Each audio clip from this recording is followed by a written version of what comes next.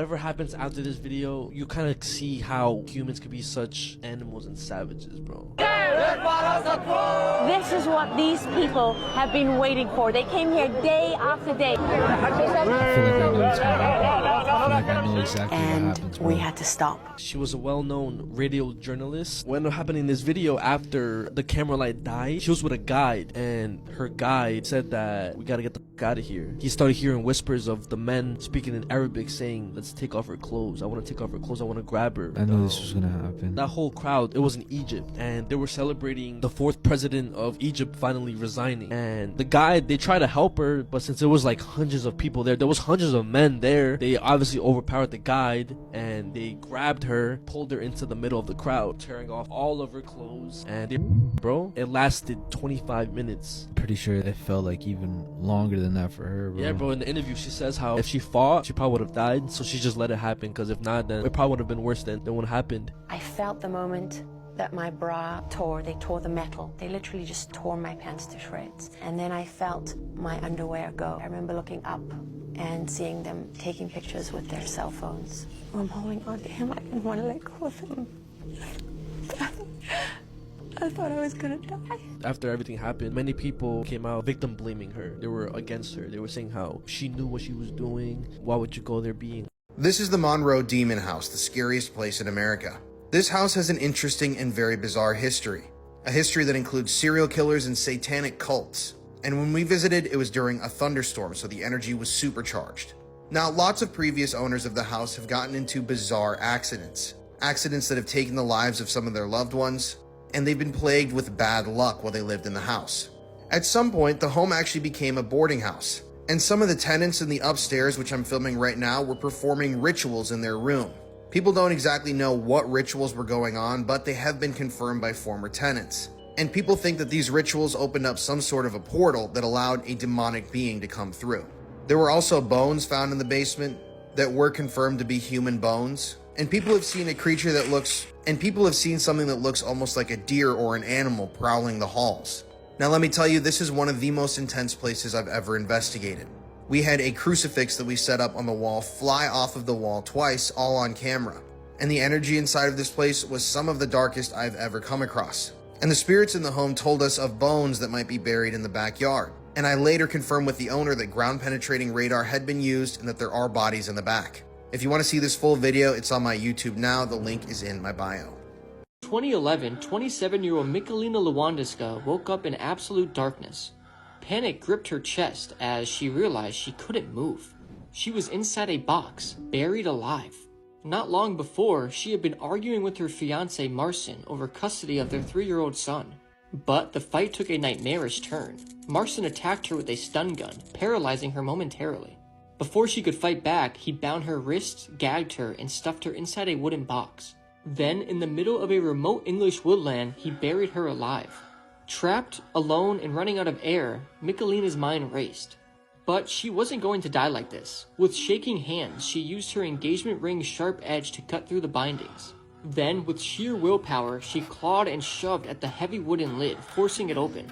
Michalina crawled out of the dirt, exhausted, but alive. Stumbling toward a road, she flagged down a motorcycle and her nightmare was over. Marcin was arrested and sentenced to 20 years in prison. But for Michalina, the true horror wasn't being buried alive. It was knowing the father of her child had wanted her to stay there. How could someone disappear right in front of your eyes? This girl was spotted on CCTV vanishing into thin air. It's the 30th of September 2020. Sydney West was a 19-year-old girl known to her friends as Sid. As you can see, she was a beautiful girl and she absolutely loved spending time in the outdoors, exercising and doing things like yoga. She regularly went off jogging and just found that exercising really helped clear her mind. One of her favourite spots to do this was around the Golden Gate Bridge in San Francisco. She loved how picturesque the place was and it was just pretty calming and it served as the perfect spot for her to do exercise. And she would do this regularly, which is why it was so unusual when on the day in question she seemingly vanished. Things were pretty much completely normal before she went missing. The night before she talked to her dad dad, and he felt that nothing was off. They chatted on the phone and also made plans to speak the following day. At around 6:45 a.m, the morning she disappeared, she'd been dropped off by a rideshare service. By the 1st of October, her dad had become worried. He'd not heard of her, despite the fact that, as I said, they had arranged to chat on the phone. He'd not been able to reach her since the night they spoke, and so he filed a missing persons report. Police started looking into where she last was and if they could maybe piece any bits of this puzzle together. Now, she was captured on video footage that morning by the bridge, but frustratingly, there was heavy fog that morning, which obstructed many of the camera's views. They could literally see her enter the bridge, and then due to the impaired vision, she seemed to just vanish into thin air.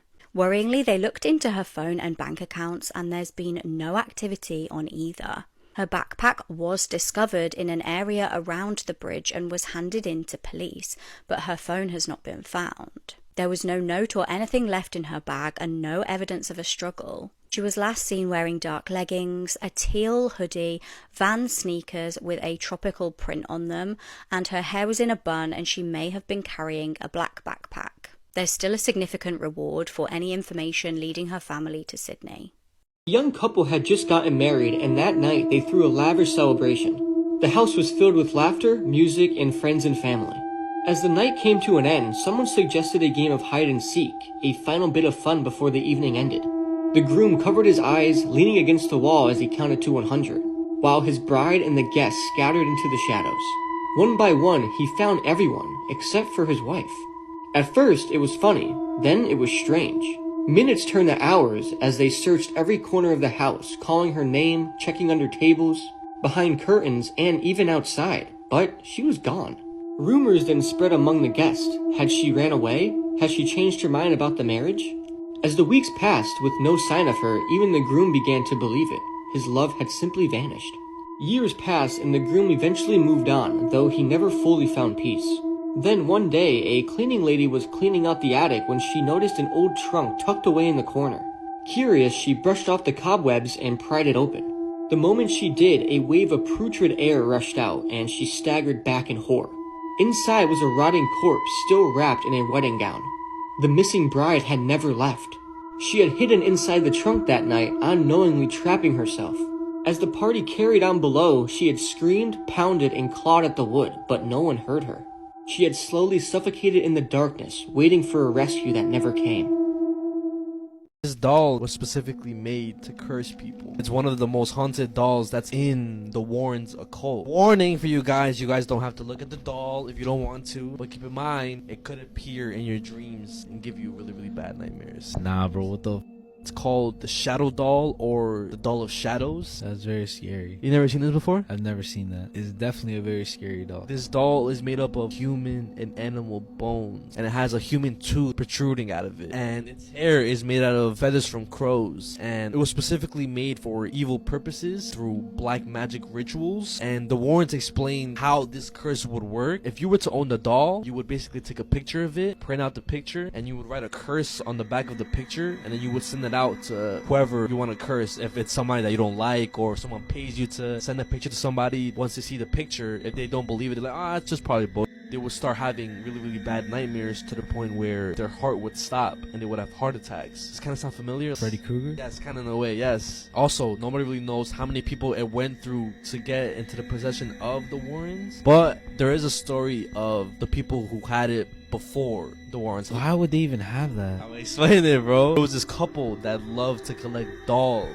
and they went to this antique store searching for a new doll for the collection, and the owner of that store practically gave it to them. That's obviously a Black number, flag, bro, of 100%, course. yeah. So they take it back home, and automatically... Worried that she may be handing out our address. I worry that I'll come home from work one day to find both my children odd and murdered. This is the chilling letter that Esther Jai sent her daughter's social worker before her killing. Brianna Jai was gorgeous. She was flamboyant and fashionable and loved posting TikToks to thousands of followers online. But behind the scenes, she struggled. She had anxiety and sometimes battled with confidence issues behind closed doors. Brianna was born as Brett but transitioned when she was 14 and finally felt like she was free to be her true self. The family lived in Culcheth in Warrington, and Brianna seemed like the typical teenager. Sometimes she argued with her parents about what was best for her, like I feel like we all did when we were kids. Now, she'd been in quite a lot of trouble at school with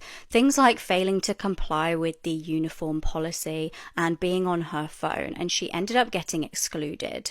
Brianna's mum had expressed concerns multiple occasions to her social worker, and she really wanted to kind of bridge this gap that there seemed to have formed between them. On the 11th of February 2023, Brianna actually texted her mum to say that she was off to meet a friend called Scarlett, and her mum was really happy about this. She'd really been wanting her to battle through her anxiety, get out the house and start socialising again. Brianna, despite her anxiety, had bravely taken the bus to meet this friend.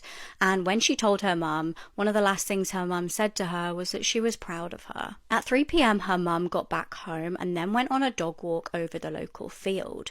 But she noticed that there was just loads of police everywhere, and she felt a bit worried about this and intimidated, so she cut her walk short. However, upon returning home, she noticed that there were police there too. They'd found a body and they believed it to be Brianna. Now, there is so much more to this story. I've actually read Brianna's mum's book. It's really good, but it's obviously heartbreaking. And I go into loads more detail on my episode about this case on the Born Investigation podcast. Essentially, 2 dog walkers made the call to emergency services after spotting a male and a female bending down to what they thought at the time would have been a dog or a doll. And when they got closer, they realised this was a body, and the male and the female ran off. When police got to the scene, they found Brianna lay face down with her white fluffy jacket covered in blood. A post-mortem confirmed that this was a murder. She'd been stabbed 28 times. Brianna's mum told officers about this Scarlett that she was due to meet, and officers ended up determining that this was Scarlett Jenkinson. She was a 15-year-old who'd recently moved to the same school as Brianna. Tips also came in to identify the male seen at the scene.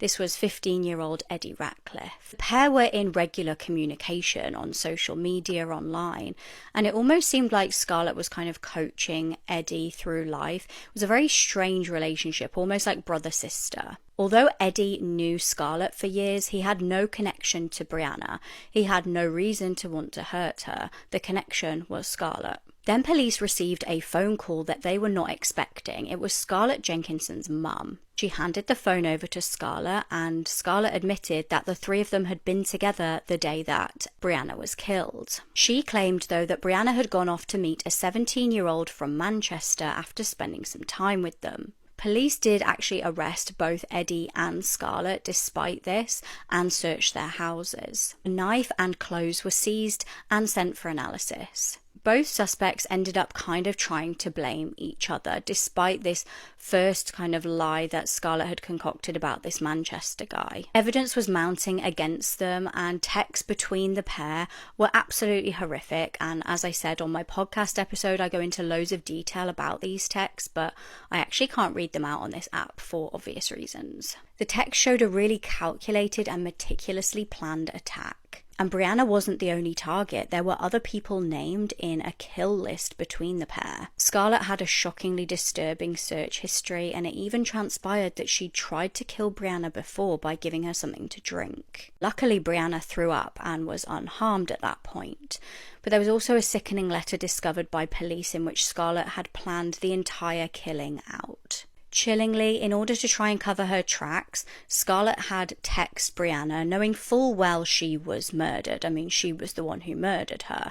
But these texts asked if she was okay and why she went off with a guy from Manchester. I mean, police could see right through this. She'd also sickeningly posted a photo of Brianna, calling her the best person she ever met, and said how sickening it was what had happened to her, all the time knowing full well that it was her to blame. Now, Eddie and Scarlett both pleaded not guilty, but were thankfully found guilty of murder and were given between 20 and 22 years in prison. As I said, for a deep dive into this case, check out the Born Investigation podcast.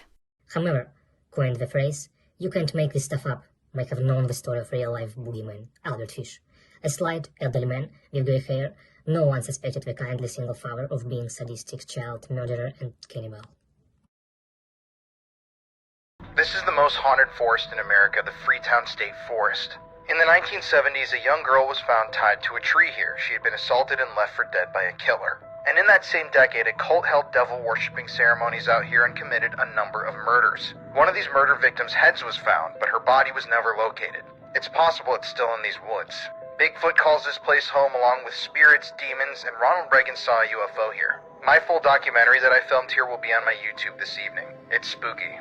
Somebody said to talk about shadow people. I actually have a story about a shadow person. Let me see. It was my uncle's friend. My uncle passed away, but he told me about the story, right? So one night, he gets home late. And what he usually does is when he gets drunk, he like sits on the couch. Basic dad shit, right? So he said that he turned on his TV. Like he felt like he was about to go to sleep. Keep in mind, he lives on the second floor. Out of nowhere, he hears a voice from the window, bro. And it's like somebody there. What did they say? But the thing is, what was he standing on? That shit just gave me chills, bro. But he says he sees somebody out the window, and that mother is like, go to sleep, go to sleep. He's like, why the you want me to go to sleep for? He's like, go to sleep so I could take your kids. And he's like, that I'm not going to sleep, but if you want to try to take my kids, you could come and try. You're dead ass not taking nobody. He doesn't know if it was a dream or if he was actually like a shadow person. Yeah, he could have had sleep paralysis or something. That could have been a possibility too. Yeah, but at the same time, he was speaking. Fuck, I don't know, bro. Also, you gotta think of the factor of him being drunk too.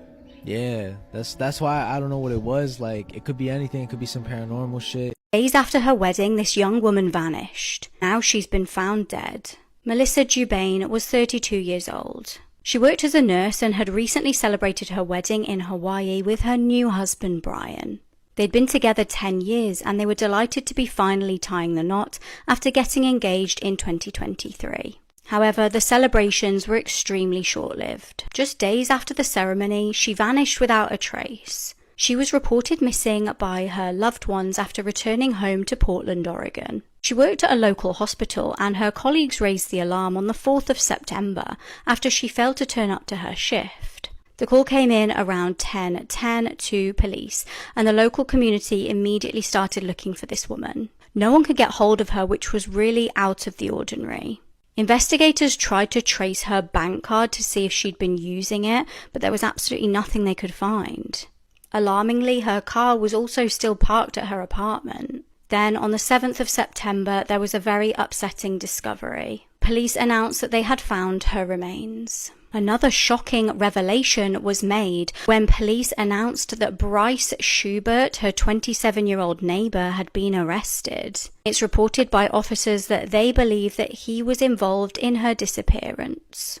Shout out to Mr. Ballin, because it's one of his, like, you know how he tells his stories. So there's a guy, his name is Mitch. He meets a girl named Kayla, and they end up getting together. Okay. They get married, and they have a daughter. They eventually have another kid, a boy. Time goes by, like, he's living a perfect fucking life. And then one day, when he's chilling on the couch watching TV, he sees the lamp in his living room. It starts to look blurry, and I think it's the color red. And that's the only thing that looks blurry. And he's trying to rub his eyes to see if he's bugging or not, but nah, like the lamp is blurry. He doesn't tell his wife or anything. He just keeps it to himself, and eventually he starts to get sick. He calls out of work. He just stays on the couch looking at the lamp without saying anything. He starts not to communicate with his wife, and she gets worried, calls the doctor, and as he's calling the doctor, he's looking at the lamp, but the lamp starts to grow and grow and grow until like it's the whole fucking room. He hears screaming. He opens his eyes. There's people surrounding him trying to wake him up. He's like confused, like, yo, he's like, where the fuck is my wife? Where's his kids? And then it clicks. His whole life of meeting Kayla, having the kids, was a lie. Fucking dream? Was a fucking lie or a hallucination of him, because he got struck really, really hard by a football player, and while he was unconscious, he was having that hallucination. He lived the whole life inside his fucking dream. He goes to the hospital, makes a full recovery, but obviously mentally He never recovered? nah, because he still sees his kids in a dream. His son tries to speak to him, but he just can never understand what the fuck he's trying to say. Fucking hell, bro. Yeah, I'll go crazy. I don't think I'll be able to recover, bro. Me either. I would just be like, fuck is the point of all this shit? I live. This would be the final photo that Austin Madsen would send before disappearing from a snowy mountain in southern Utah. Austin is a 32-year-old husband and father of two from Mapleton, Utah, who disappeared on January 27th of this year. He was out hiking when he sent this final video of a snowy mountain to a friend. His wife last FaceTimed him, and according to her, he was snowshoeing and it looked like he was having a lot of fun, but then he said he was trying to find his truck. It's reported that Austin was planning on heading south through Garfield toward Kanab to eventually make it to Arizona, but he hasn't been seen or heard from since. He was soon reported missing, and authorities were able to ping his cell phone to the dry hollow area of Mount Dutton, which is where he took that final video. There they found Austin's truck stuck in the snow and a pair of footprints almost circling the mountain entrance and then making their way back to the truck, but there was no sign of Austin himself. There were also a ton of other footprints off of the main road, and although they believe these footprints to be Austin's, it's something that authorities can't confirm. According to the family, Austin has bipolar disorder and was really struggling with his mental health right before his disappearance. They say he's in a manic state and every few years suffers a mental health crisis, and it's in those moments that his first reaction is to run away. Authorities have searched Mount Dutton by foot, horseback, UTV, and aerial drones, but it's extremely rough terrain, making it almost impossible to uncover any clues on Austin's whereabouts. It's now been 3 months and Austin is still missing. He's 6'2", has brown hair, and was last seen wearing a brown fuzzy hat, black sunglasses, and a camo puffer jacket. I've also attached the GoFundMe in my bio set up for Austin's wife and 2 kids who could really use our help until he's found. Whatever is in the forest has followed me home before, and it's affecting my entire family. This is where the evil begins? Oh, yes. Yeah. Oh shit, we're f***ed now. If you go hiking far enough, because it's massive, you'll probably find a body out here. There have been so many satanic rituals here. People literally find pentagrams like carved out in the dirt. Do you think that this energy from the forest is affecting your family? I think so. It's kind of the same vibe as the forest. It's almost as if it is teasing us. It's the same black figure that I see in the forest. Whatever it is likes to mess with people, and it likes to terrorize people. We came here to try and get some sort of an answer for you. I want to set up our devices and see if we can contact this thing. Watch out. A demon here. This is nuts, bro. I can hear it. No. It sounds like a cartoon, like, Like, dude, it's trying to convince you that it's not bad. This is used to be a huge ground to where people would bring bodies. We're gonna be going deep into the forest tonight on this investigation. He's here. Who the fuck is this guy? Might not even be able to get back, so we gotta fucking go. Is there a demon here? Where are you?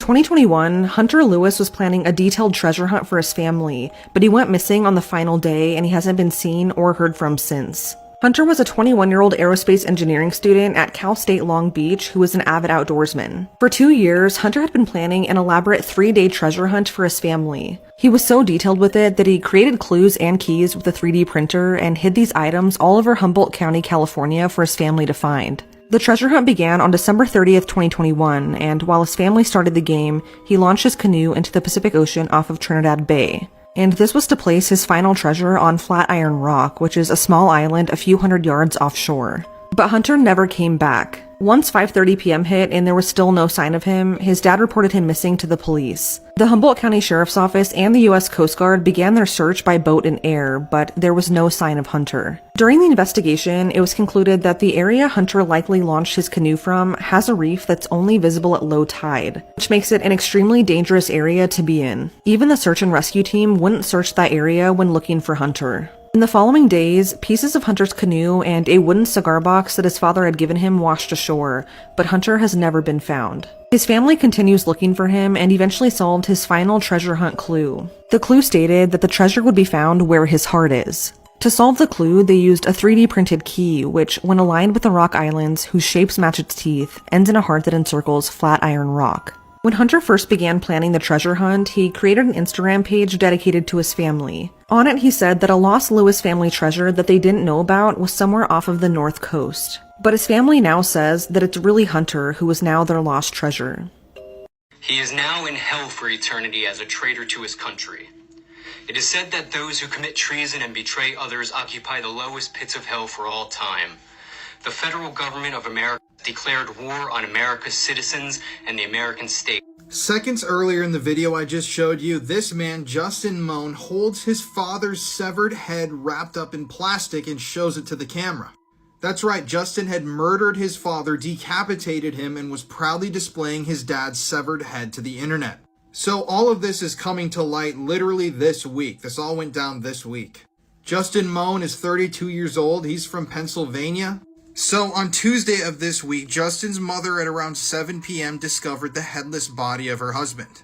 This man, Michael Moan, Justin's father.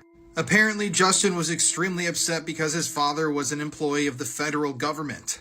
But although we don't know exactly what led up to the murder, we do know that Justin recorded that video where he was holding his father's severed head and then posted it on YouTube. In the YouTube video, which was quickly taken down, called Moan's Militia, he calls for the death of all federal officials of Joe Biden. He slams against Black Lives Matter, LGBTQ rights, and Antifa activists, and he states that he hopes this will send a message. After Justin's mother discovered his father's headless corpse inside of the home, the police knew they had to find Justin.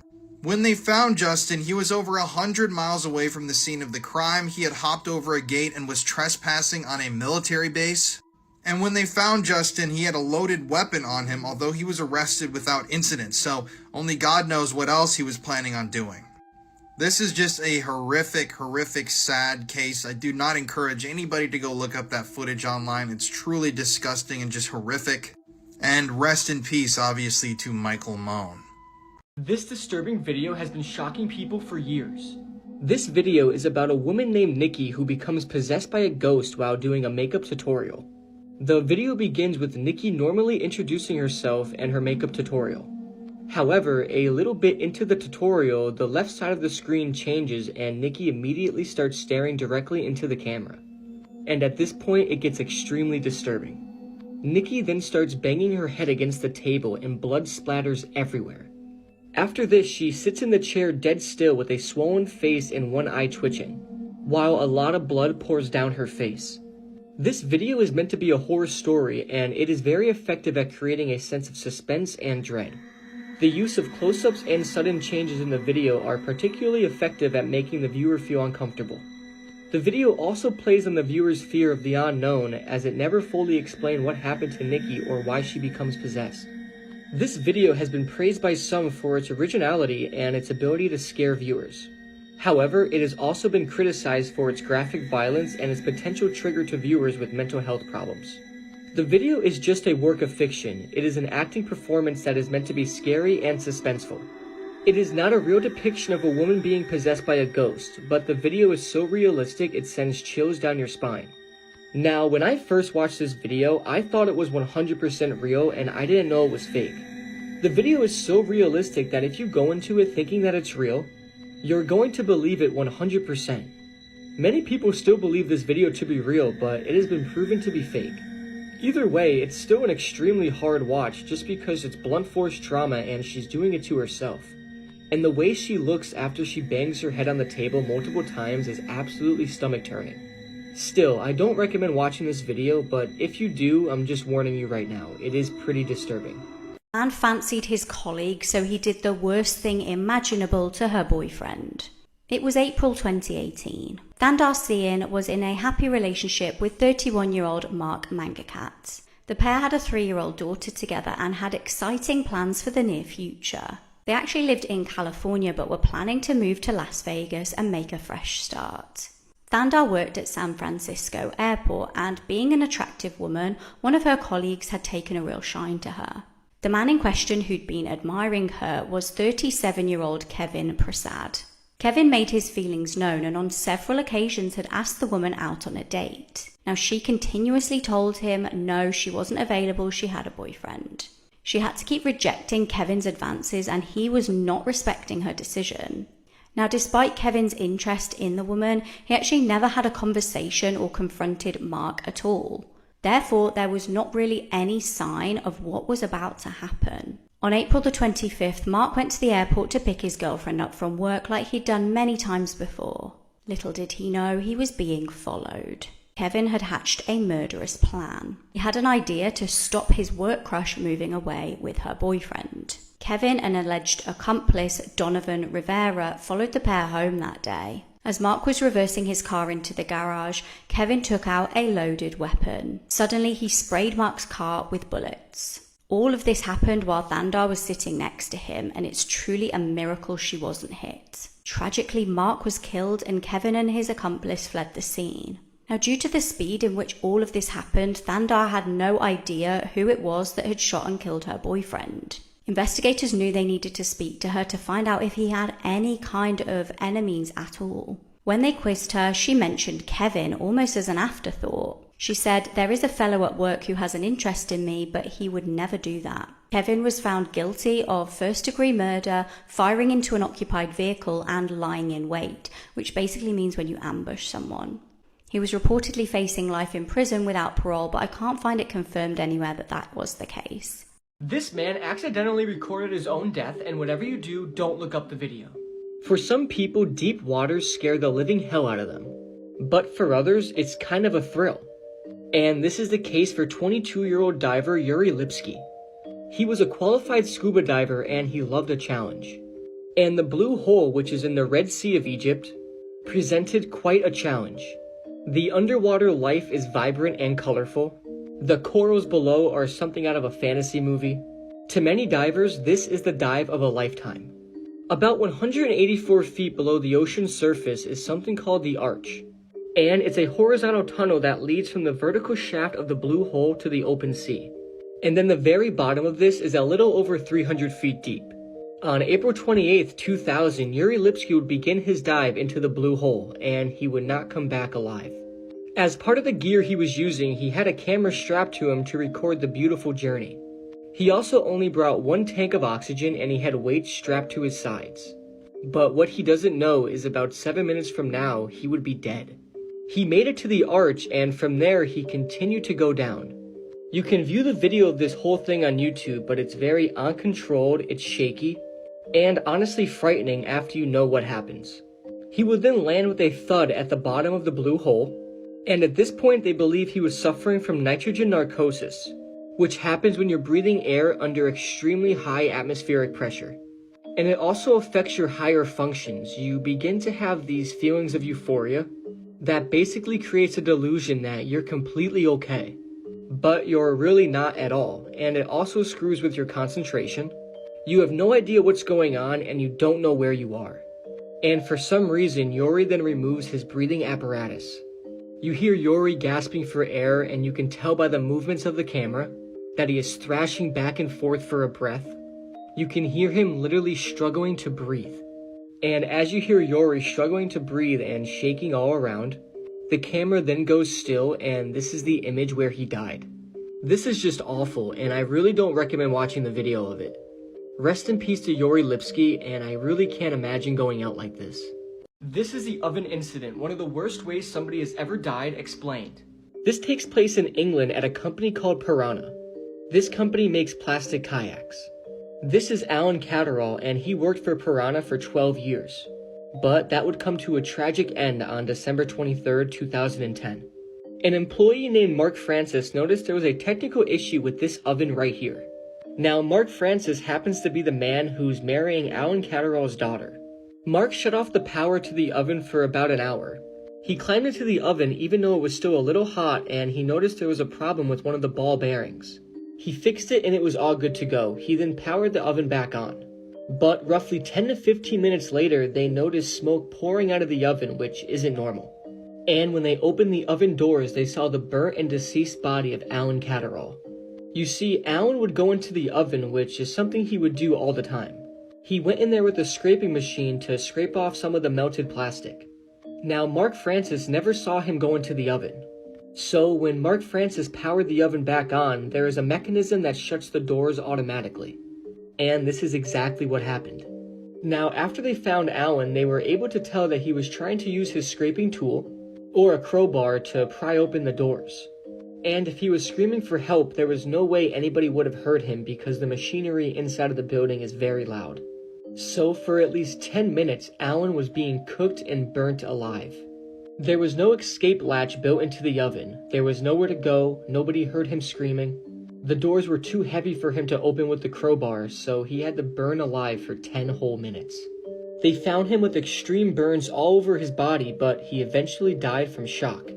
If you're wondering how hot it was inside of the oven, well, it was 536 degrees Fahrenheit. Mark Francis would go on to say that he was never fully trained on how to operate the oven, and that he was never told any safety procedures. Alan's daughter would completely forgive Mark Francis for what happened. She said that she knows it was not his fault and it was the fault of the company's. And Alan's daughter still married Mark Francis. The company was then charged with corporate manslaughter. Peter Mackert, who was the director of the company, was found guilty, and he was then fined £200,000. Rest in peace to Alan Catterall, and this death is just awful. This is the exact moment the 18-year-old Samantha Koenig was abducted from a coffee stand in Alaska. At around 8 p.m. on February 1st, 2012, Samantha was kidnapped from the Common Grounds coffee stand in Anchorage, Alaska by serial killer Israel Keys. She had been working alone when security footage showed her being approached by Israel, who walked up to the window, pointed a gun at her, and demanded that she turn off the lights. He then bound her hands together, jumped through the window, stuffed napkins into her mouth, and forced her into his truck before taking her back to his house where he lived with his girlfriend and 10-year-old daughter. Once at home, he tied her up in a shed in his backyard, went inside to make sure his family was asleep, and then went back out to the shed where he sexually assaulted and strangled Samantha to death.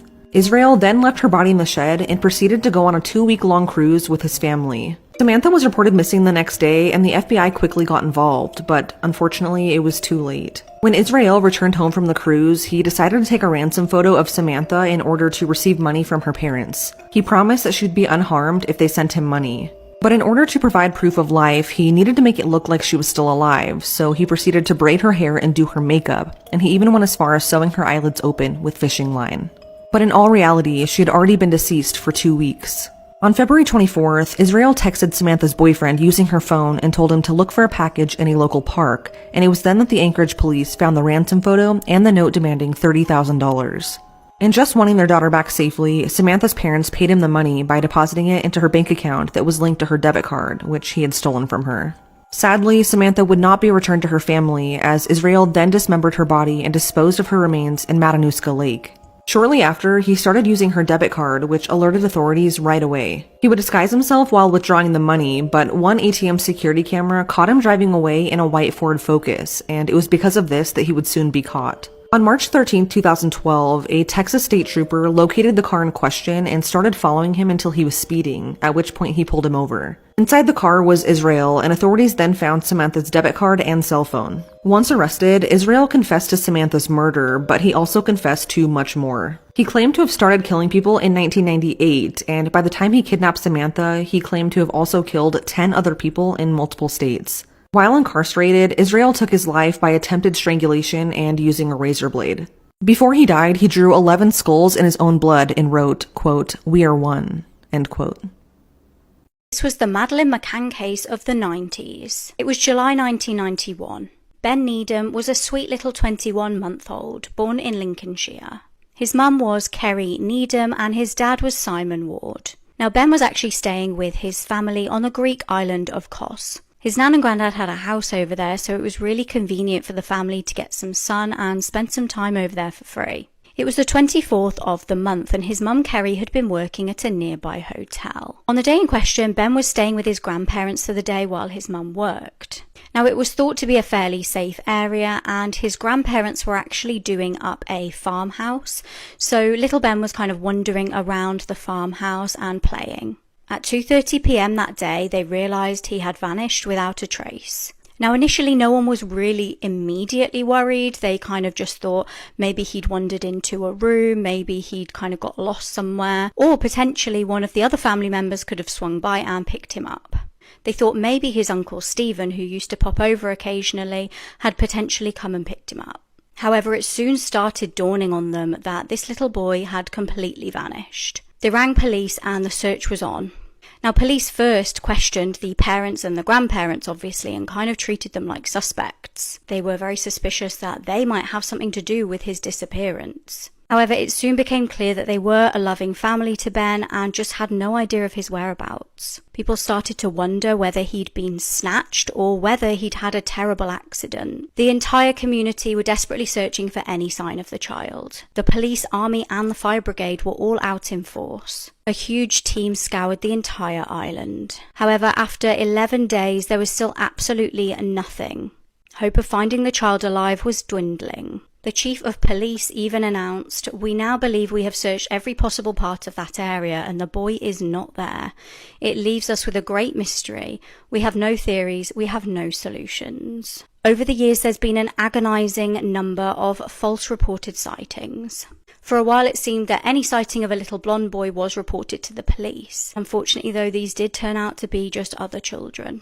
1998, a man spotted a blonde boy who was around 10 years old playing with a group of dark-haired children on the beach in the area. Now, he said that he kind of stood out due to how different his colouring was from the rest of the group. The boy was DNA tested though, and did turn out to be the biological son of the man who was there, claiming to be his biological dad. In 2003, Ben's mum, Kerry, released a book titled Ben. She wanted to spread awareness and get eyes back on the case. Her and her partner had gone on to have another child in 1994, who would have been Ben's older sister, Leanna. Ben's family believed that the child may have been snatched by traffickers. However, because Ben was so young, many argue that an accident was bound to happen with him just wandering around essentially a building site. South Yorkshire police have tried to reinvestigate Ben's case and have even dug up an area near the house, but nothing was found apart from a toy car. Unfortunately, the car couldn't be forensically linked to Ben. His case remains unsolved and he's been missing for 33 years. However, coined the phrase, "You can't make this stuff up," might have known the story of real-life boogeyman, Albert Fish. A slight, elderly man with grey hair, no one suspected the kindly single father of being sadistic child murderer and cannibal. We're asleep, and she gets up to go to the bathroom, and I'm like, oh man, I have to go to the bathroom too, so I'm gonna go to the bathroom in the main bathroom outside the room. I go out, I come back in, and I'm like, why'd you turn my light on my side of the bed? Like, it's 12, we're going to bed, like we're in bed. She's like, I didn't do it, I thought you did. I'm like, okay, well, somebody's trying to get our attention. My phone rings. It's my little sister. She says, hey Bob, sorry, are you awake? And I'm like, I am now. And I go, my light just came on. She goes, that's why I was calling you. She said, is Nicole there? I'm like, yeah.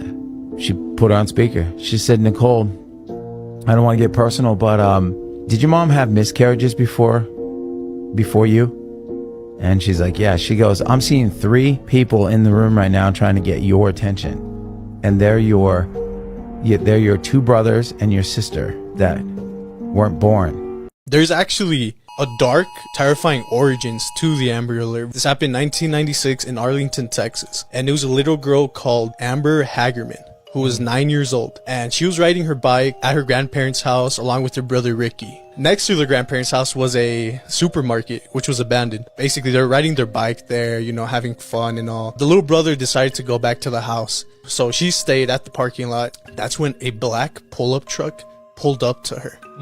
A man got out of the truck, grabbed Amber, threw her inside the truck, and he dipped immediately. Now, luckily, a witness was able to, see it happen from his backyard. So he called the cops immediately.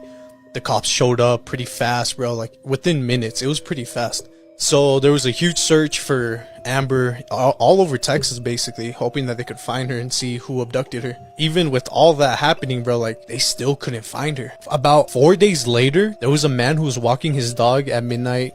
Haven't seen this photo on the internet as of late. This is just moments before 12-year-old Emma Brown took her gun and used it on her father and then herself. Last September, Emma and another 12-year-old friend devised a plan to murder Emma's family and her pets and then run away to Georgia together. Shortly after this photo, she then proceeds to shoot her father in the stomach and then run toward her driveway to take her family car to meet with her friend about 230 miles away. It's believed in this moment that Emma might have panicked and then shot herself in the process. The thing that's raised a concern is, as of right now, Emma's friend, who hasn't been publicly identified, is believed to have planned the entire ordeal. One of the biggest discussions as of late is that Emma's family had no idea how her and her friend had actually met, but she has been arrested and charged with a conspiracy to commit murder. The father did end up surviving the incident, but now conversations are being struck throughout the entire internet about whether or not parents know who their children's friends are. The police have also raised concerns and reports blaming social media for this occurrence.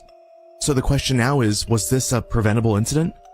He was friendly and he was nice and he was so funny. He was so funny. He would always have me laughing. We used to play this game called Kick the Can, and he was the fastest runner, so we always wanted to be on his team. Richard's friend Patricia found him kind and caring. If we wanted to take a shortcut to school, we had to cut through this really tough neighborhood. And he always used to wait for me, sitting on a little pony wall, and then he would walk me to school. It was always safer, to be in twos, I guess. He used to sit in back of me in 5th grade, and I remember that he would poke me in the back. And every time he would poke me, I would jump up. And so that time that he kept poking me, I turned around very upset and I said, hey, stop. And I remember him like slumping over and then just hitting the floor on the side. He would have seizures. He would be shaking. We knew he was sick. Third murder, which is the second incident, okay? I'm in the middle of trying to get my record sealed, right? Thursday night, I killed her. I took off Friday. I didn't go to work. I called in sick, took CTO, all right? Dismembered her body, got rid of her body, but kept her head in her hands because they're identifiable. They're highly identifiable. I kept those at the apartment, okay? That Friday night, Thursday night, I took her. Friday morning, she was dismembered. Friday night, she was disposed of, right? Saturday morning, I left, right? And I wasn't satisfied that I took the head along in the hands, but I couldn't put them someplace that could be sure they wouldn't be dug up by an animal or just be somewhere. It's scary going out there trying to bury somebody or dispose of body parts in a community or out even in the boonies where you don't know where you're at and who can come up at any moment. I had some real close calls there where people that come out of nowhere.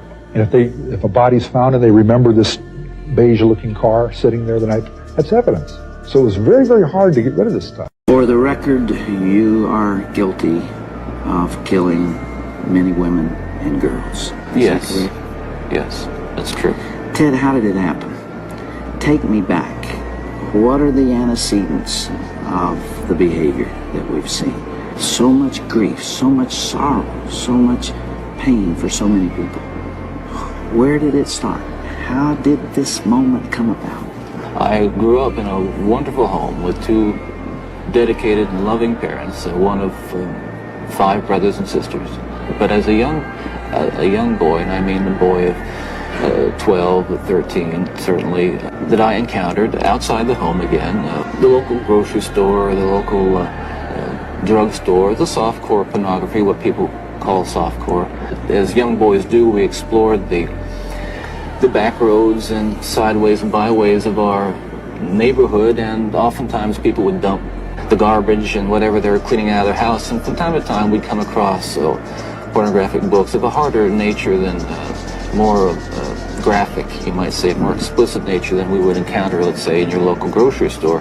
2022, the town of Slaughter, Louisiana, was shaken by the death of 36-year-old Lacey Fletcher. Lacey suffered from a medical condition known as locked-in syndrome, making her almost completely paralyzed. Due to her medical condition, Lacey spent all of her life at home, as she began to develop some degree of Asperger's syndrome. Lacey's parents were her caretakers, although they neglected that responsibility and treated Lacey inhumanely, leaving her to relieve herself on the same couch that she spent most of her life. Lacey's neighbors stated that the last time they saw her in public was 15 years before this incident. At the time of her death, Lacey weighed 96 pounds and had contracted COVID-19. On January 3rd, 2022, Lacey was found dead in a couch covered in feces and urine. It was believed that she was in that same spot for years without being catered to. Her body was covered in ulcers, her hair matted and filled with maggots. Her parents, Sheila and Clay Fletcher, were charged with second-degree murder and detained for the severe chronic neglect. Despite all of this, they pleaded not guilty and were released on bail. Sheila and Clay Fletcher will begin trial on June 19, 2023. This influencer's body parts were found in pots of human soup just last month. On the 15th of February, 28-year-old model Abby Choi posted a beautiful photo on her Instagram. She had no idea of her horrific fate less than 2 weeks later. On February the 25th, 2023, police made a horrifying discovery. A splatter-proof makeshift butcher's workshop was found in a rented 3-story home. Inside of the home, they found 2 human legs in a fridge and Abby's decapitated head in a soup pot. Alongside the head, carrots and radishes were also in the process of being cooked. Minced human meat was also found at the scene. In the rented flat, police found a homemade butcher's shop equipped with meat grinders, chainsaws, and meat cleavers. Abby's handbag was also found at the scene, including her ID, which helped to identify her. Heartbreakingly, Abby was a mother of 4 young children. Police in Hong Kong have charged Abby's ex-husband, Alex Kwong, his father and brother with the murder. It's alleged that the three men rented an apartment where they'd meticulously planned the murder. It's also alleged that the motive for the killing was a family dispute over money. Abby's children are now being looked after by her mother. Yeah. And you asked me to come here from California because you had something you wanted to say. It is not just an interview with a man who's scheduled to die tomorrow morning. I am here and you're here because of this message that you're talking about right here. You really feel that hardcore pornography and the doorway to it, softcore pornography, is doing untold damage to other people and causing other women to be abused and killed the way you did others. Listen, I'm no social scientist, and I haven't done a survey. I mean, I don't pretend that I know what John Q. Citizen thinks about this. But I've lived in prison for a long time now, and I've met a lot of men who were motivated to commit violence just like me. And without exception, every one of them was deeply involved in pornography, without question, without exception, deeply influenced and consumed by an addiction to pornography. There's no question about it. The FBI's own study on serial... I don't think so. No, no, no, no. I don't think so. No, no, no, no. It's never, ever, ever, ever, ever, ever gonna happen. Yeah. 911, where's your emergency? I just killed someone. 100, Route 46. What do you mean you just killed someone? Exactly what I said. I'm armed and dangerous. Where are you? You know what? I'm armed, I'm dangerous, send the cops out. I'm in a parking lot. I can see from every angle. I will shoot at anyone who approaches the car. Okay. How many people did you hurt? You know, I'm not in a condition to talk. Okay, can you at least tell me what city you're in so I can send the police out there? Mountain Lake. You're in Mountain Lakes? Yeah. How many people did you kill? Just one person? Just one person. Just one person? I'm reloading right now. I'm going to shoot at anybody that approaches the car. Okay, that's not a problem, sir. I'd advise you not to reload and do that, but... What's your name? You just hung up on me.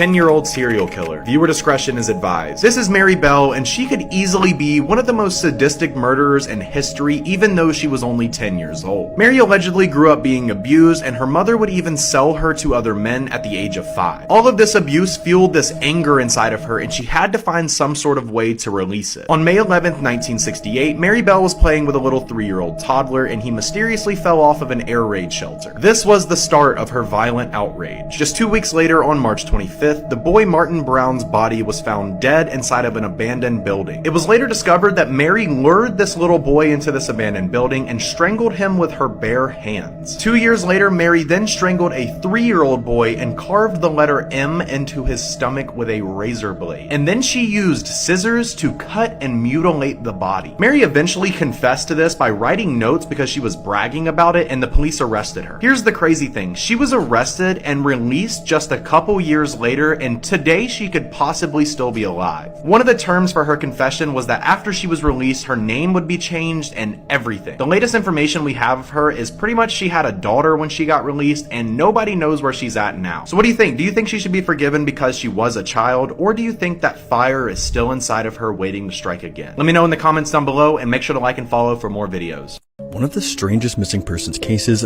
I've ever seen revolves around someone that might not even exist. Let me explain.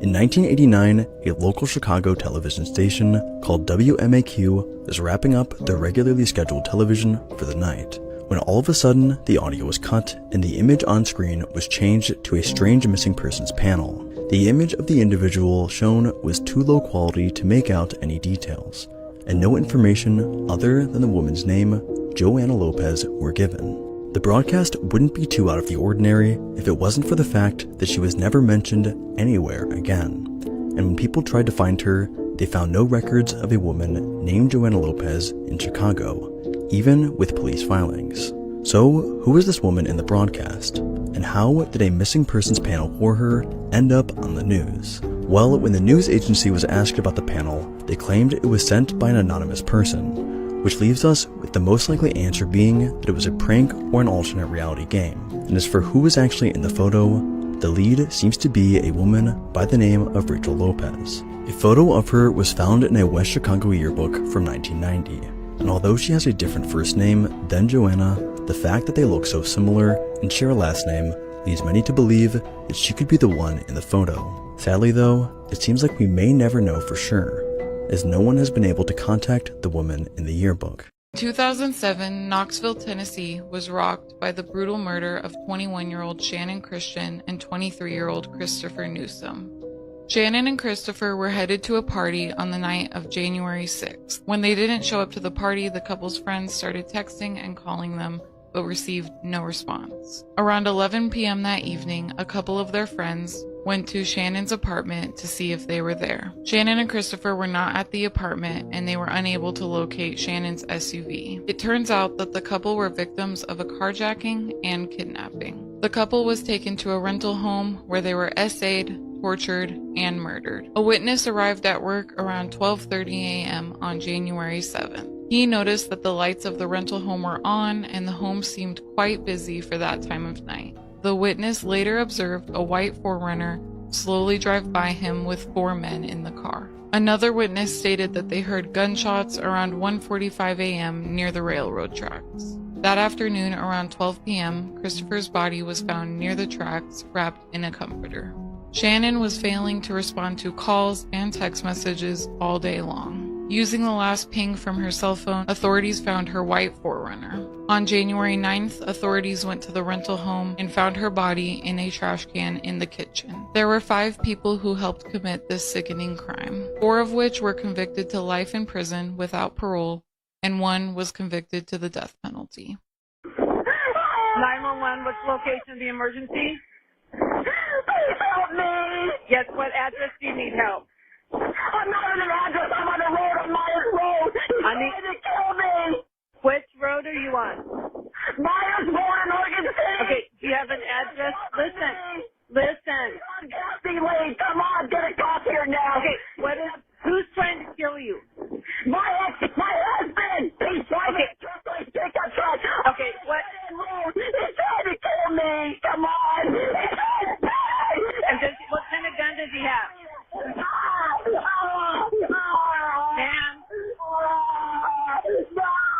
Ma'am, I've got. Ma'am, take a deep breath so I can understand you.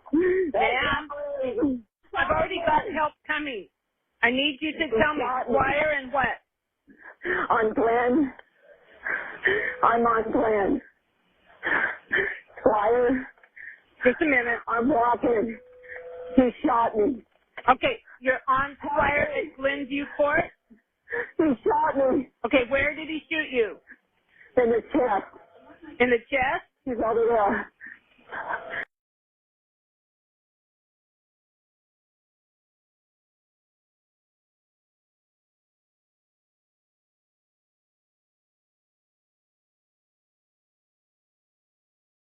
Baby Burger, uno de los casos más traumáticos, atroces y perturbadores de la Deep Web.